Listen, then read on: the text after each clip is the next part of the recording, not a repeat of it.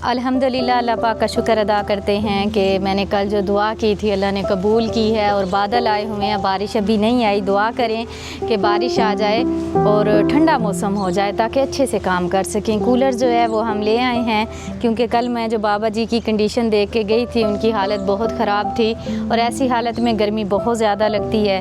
उनको लगी हुई है भूख, बाबा जी ने शोर मचाया हुआ है। बाबा जी कहते जल्दी करो अब्बा, रोटी देवो। चलें आप साथ में इनको रोटी भी दें। हाँ बेटी।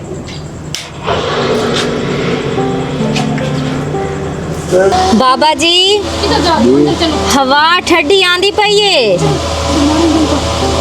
ਤੁਹਾਡੇ वास्ते नवा कूलर पखा ला दिता।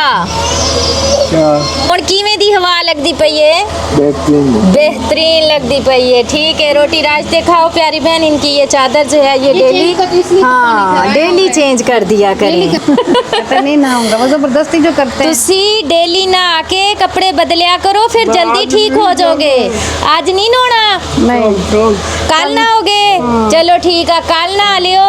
नहा के डेली कपड़े बदलिया करो, बिस्तर साफ रखा करो। हाँ, फिर जल्दी ठीक हो जाओगे। खुशियाँ बांटें अल्लाह के हवाले। ठीक है, अपना ख्याल रखिएगा। आप बहुत अच्छी हैं।